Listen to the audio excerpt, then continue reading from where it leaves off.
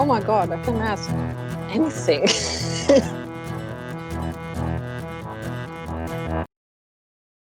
Here we are, sitting and chatting with almost the whole LANGAN band. And we are into is it week 6 now? Yeah. Five. For global music match, it's week 5. You've been playing 10 years together, isn't it, sir? Yeah, Is it 10 11 years? now. 11. We're into 11. Yeah. So that's like a hell of a lot of time, or it's quite. So if you think back, can you kind of remember? It's like a marriage, isn't it? A little bit, yeah. Yeah. So can you like remember the worst period, or like the worst thing which has happened during those 11 years? We can't really remember anything up until the last 4 years or so because we were mostly drunk. Yeah, up till then. So that kind of prevented bad things happening. No, just made us forget them. No, has there been any particularly bad things? You and me have got in a couple of scuffles, but it's always worked itself out. Yeah, I think just like there's been the odd fight and the odd argument. Okay. And then we'll usually kiss and make up. Oh, that's so sweet. We've definitely had our moments. There's nothing particularly terrible that comes to mind. No, I don't think so. So not like AC/DC or the Kinks. So they went kind of wild, but they were like brothers fighting against each other. So you have not broken any instruments, or like, no? We haven't broken any instruments on each other. Good.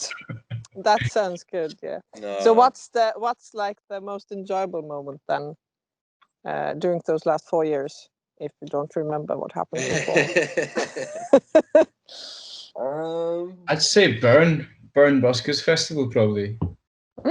Have you heard of it? No. Is it in Scotland? No, it's in Switzerland. They do it every year in the city of Bern. It goes on. Oh, okay. But yeah, it goes on for a week, and you're just playing in the street on these stages set up. But like buskers.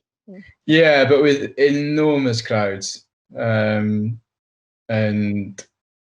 it's really well done. You make a lot of money, and it's great fun. It's just a beautiful place to be, and you're playing to really nice people. Yeah, I think that's one of the highlights for me. Okay. What about you, John? Quite recently, so we took a year off.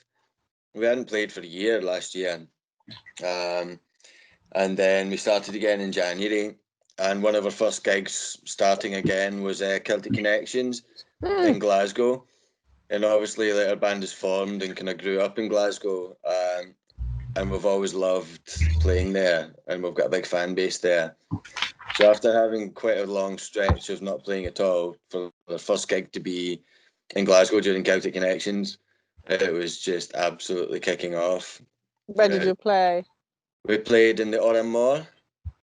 Okay. In the big old converted church. Oh. We played in there, and it was just really emotional, and it really kicked off. The crowd were going absolutely wild. It was beautiful. I mean, one of the last gigs we did before we took a break was at Celtic Connections as well, wasn't it? Yeah. The fruit market. So we kind of finished there for a year, took a bit of time off, and then. So that's your home festival, you could say. So kind of. Yeah. Yeah. How many times have you played at Celtic? Twice for this band, I think. Okay. Yeah. Yeah, 2 or 3 times with this band, and. Oh no, yeah, because you did the Danny Kyle thing years ago, didn't you? That's right. Yeah. Yeah. So how did it all begin? Was it in Glasgow you met and started to play, or what? How? Yeah, it started in Glasgow. If you remember. Yeah. I remember. that was half in jest about not remembering the first 6 years. Yeah, it kind of came together when I'd been traveling and living in Spain and Greece and places and stuff, and I decided it was time to go back home and get serious and like find a proper band. And I'd met Ali. I was busking in Glasgow in a place called Ashton Lane, and there's the only busking pitch in the area. There's one pitch, and you tend to go really early to get the spot and hold it, even if there's nobody there for hours. You get there and you hold it, and you sit there in the cold all day just to hold the pitch, waiting for the crowds to start. Mm-hmm. And then I was playing, and Alastair and two American guys rock up, all friendly, like, hey dude, like, do you mind if we play after you? Sorry guys, like, I'm here for the night. I've been here all day. I need to make some money. I'm going to Spain the next day, I think. I've really got to make some money. Sorry guys. Oh man, but like, come on, can we share? No, sorry boys. At least, like, let us jam with you. It's like, guys, I'm working here. Like, on you go. So I wasn't all that friendly with them. Do you remember that, Alastair? Yeah, very well, very well. Was he really not friendly? Was he?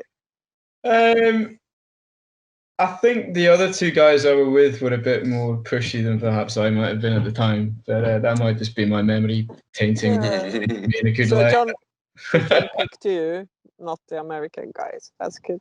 Yeah, but carry on, John. It was basically weeks later, I go to a party at my friend Adam's house, his tree house, out in a place called Fife near Edinburgh.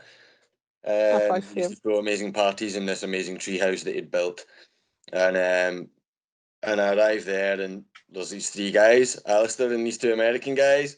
So, oh no, not those guys. So Alastair liked to hang out with American guys a lot at that time. No, I was in a band with these two guys. Okay. And it was my cousin's place that we were at anyway. Okay, then it's okay. Yeah. So one of those kind of small world moments, and then we jammed all night there, and we got friendly there, and I ended up joining Alastair and the two American guys' band.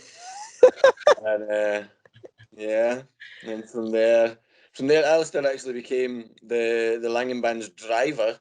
Yeah. For a while. Alastair you weren't playing the fiddle by this point. No, not really. What did you play? The guitar? No. The accordion. No. Various percussion instruments. Okay. He played the djembe. Shut up, John. No! Jesus. Now the secret has come out. I think you had two djembes and a darbuka, didn't you? Yeah. Tuned to the bagpipes. Yeah.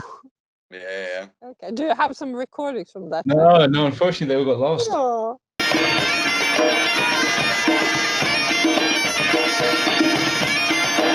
King Arthur's Men, check us out. I will. Definitely, I will. So yeah, that's a story. And how did you find Dave then? He was also busking and joining you. No. Dave's another story.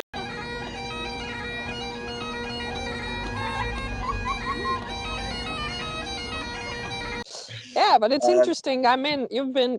Why I'm asking is that like 11 years is quite a long time for a band. I think in our world, maybe not like a big rock band that can play like 40 years, but I mean for a kind of folk, whatever fusion, whatever we do. So I think it's interesting to hear how the story goes, because I kind of thought that your story has to be really interesting and like not like the usual, oh, we went to school together and then we were in the room and then we kind of started to like each other and oh no, we are playing together. It's not the impression I got from you, so that's why I wanted to know. Okay. I mean, it's kind of been on and off for all that. Well, for a chunk of that time anyway. It's not always been like solid. I mean, there's definitely been little breaks, and I don't think we took ourselves that seriously for quite a while as well. But yeah, I don't know. Yeah, but now you take yourself seriously, obviously. Obviously. touring Australia and all especially this. Dave. Yeah, especially Dave, being the Scottish export artist in the world. I mean, obviously. But you still have kind of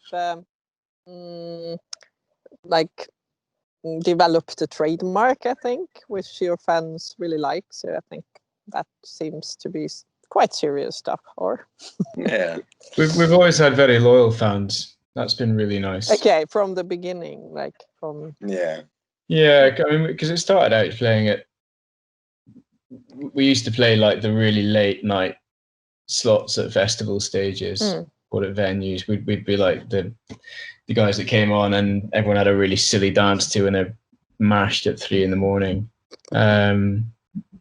I guess as we've got older, it's kind of changed a bit more serious than that. But I think we still have a lot of people that remember us from those days. And every now and then we do one of them and it's great.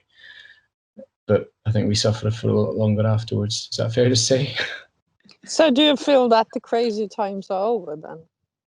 Or are they just coming or ongoing? No, I don't feel like the crazy times are over necessarily, but things are definitely changing in terms of the music that we want to be playing and the music that we're writing, because it's difficult to make that transition because for so long we have been the bum bum bum bum party band, make everybody sweat, make everybody crazy, and that's what we are known for and what we're loved for, and we still love doing that and we don't want to stop doing that, but there's also a more mature delicate side to our music, and especially like with my writing at the moment, it's just like it's all a little bit more ballady and a little bit more emotional, I guess, and a little bit more serious, and I just don't feel so inspired to write the doof songs, it's just not what's in me at the moment, so it's different stuff that's coming out, but it's quite nerve-wracking, like bringing that to a crowd. Like how do we bring that to a crowd, when they're going to be expecting something else, they're going to be expecting the doof, and it's a case of trying to balance those things, and bring that to our fans and hope that we get away with it, It's always a bit of a tussle with certain audiences, isn't it? Just like having to reason with them at some points, going like, guys, I know you want to dance, but look, we did this and we really like it, so listen to this and then we'll play a really dancey one, you can have a dance. You like negotiating with them sometimes. Yeah, totally.